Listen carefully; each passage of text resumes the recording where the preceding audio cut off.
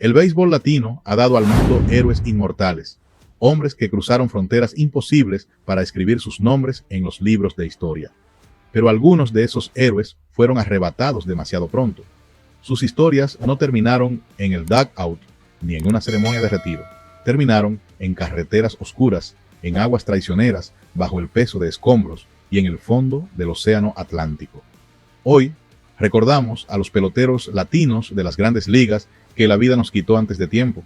Esta es una historia de talentos sin límites, de sueños truncados y de legados que ninguna tragedia puede borrar. Número 6.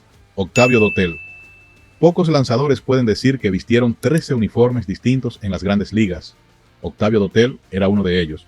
Nacido en Santo Domingo, República Dominicana, pasó 15 temporadas en el béisbol de élite. Fue pieza clave en el bullpen de los Astros de Houston, donde registró una efectividad de 2,15 en 2 temporadas combinadas, convirtiéndose en uno de los relevistas más temidos de su era. En el 2011, con los Cardenales de San Luis, levantó la Serie Mundial. Un campeón, un ícono dominicano. Pero la madrugada del 8 de abril del 2025, el techo del histórico Club Jet Set de Santo Domingo se desplomó sin previo aviso. Más de 120 personas perdieron la vida en segundos. Octavio Dotel fue rescatado con vida entre los escombros. Pero llegó sin signos vitales al hospital. Tenía 51 años. La República Dominicana lloró a uno de sus hijos más queridos. El béisbol perdió a un hombre que había dedicado toda su vida al juego que amaba, de equipo en equipo, país tras país. Número 5. Andy Marte. El 22 de enero del 2017 amaneció como uno de los días más negros en la historia del béisbol dominicano. Ese mismo día, en 2 accidentes completamente separados, murieron 2 peloteros de las grandes ligas en distintas carreteras de la República Dominicana. Andy Marte llegó a los Bravos de Atlanta como una de las mayores promesas de su generación. Fue considerado el mejor prospecto de tercera base en todo el béisbol profesional. Jugó para los Bravos, los Medias Rojas de Boston, los Indios de Cleveland y los Diamondbacks de Arizona, entre otros equipos. Pero las grandes ligas son crueles con las expectativas. El nivel nunca llegó a ser el que todos habían predicho. La noche del 21 de enero, su vehículo colisionó en una carretera cerca de Montecristi. Tenía 33 años. Un hombre, un padre, un atleta que nunca terminó de mostrar todo lo que tenía dentro. Y mientras el país aún procesaba esa noticia, llegó la segunda. Ese mismo día. Número 4. Óscar Taveras. Soy el fenómeno. Soy el mejor. Eso decía Óscar Taveras de sí mismo desde los 5 años. Y los números le daban la razón. Nacido en Sosúa, República Dominicana, Taveras fue firmado por los Cardenales de San Luis a los 16 años. Lo que vino después fue una carrera en ligas menores que dejó al béisbol sin palabras. Bateó 321 en 6 temporadas de sistema menor, con un porcentaje de slugging de 519. En el 2013 y 2014 fue el prospecto número 1 en todo el béisbol. Los analistas lo comparaban con Vladimir Guerrero. Poder extraordinario, brazo de cañón y una conexión con el bate que parecía sobrenatural. En su debut en Grandes Ligas, Taveras conectó un jonrón y en el juego 2 de la serie de campeonato del 2014 conectó otro que empató el partido. El béisbol tenía una nueva superestrella. Pero 48 horas después de que los Cardenales fueran eliminados de los playoffs, el 26 de octubre del 2014, Taveras perdió el control de su vehículo cerca de Puerto Plata. Tenía 22 años. Su novia también perdió la vida. El béisbol perdió al próximo grande. La República Dominicana perdió a su fenómeno. Y el mundo perdió a un joven que apenas había comenzado. Número 3. Yordano Ventura. El mismo día que Andy Marte. El mismo país. Otro accidente. Otra pérdida devastadora. Yordano Ventura llegó a los Reales de Kansas City con una fastball de 100 millas por hora y una actitud que electrizaba a cualquier estadio. Nacido en Las Terrenas, República Dominicana, debutó en Grandes Ligas en el 2013. Lo llamaban Ace. Y no era un apodo en vano. En la Serie Mundial del 2014, con el nombre de su amigo Óscar Taveras escrito en su gorra, horas después del funeral de Taveras, Yordano Ventura salió al montículo en el juego 6. Lanzó 7 entradas en blanco. Los Reales ganaron 10-0 y forzaron el juego 7. Fue uno de los momentos más emotivos en la historia reciente de las Grandes Ligas. Al año siguiente, el 2015, Ventura fue parte del equipo que conquistó la Serie Mundial para Kansas City. Pero la madrugada del 22 de enero del 2017, su vehículo chocó en la carretera Juan Adrián, en la provincia de San José de Ocoa. Tenía 25 años, un campeón del mundo, perdido para siempre en la misma clase de tragedia que él mismo había llorado apenas 3 años antes. Número 2. José Fernández. 3 veces lo intentó, 3 veces fracasó, 3 veces lo encarcelaron, pero la cuarta vez, a los 15 años, José Fernández se lanzó al mar con su madre y su hermana para escapar de Cuba.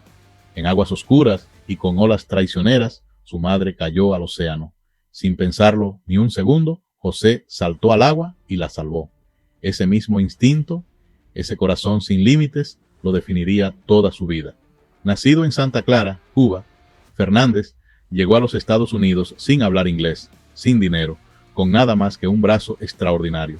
Los Marlins de Miami lo draftearon en primera ronda en el 2011 y debutó en Grandes Ligas en el 2013 a los 20 años. Ese mismo año fue elegido novato del año de la Liga Nacional. Terminó tercero en la votación del premio Cy Young. Todo eso a los 20 años.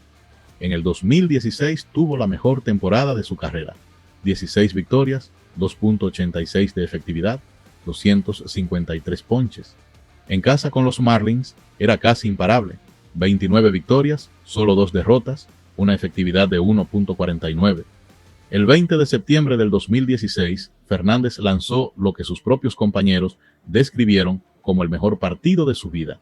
8 entradas en blanco, 12 ponches, 3 hits permitidos.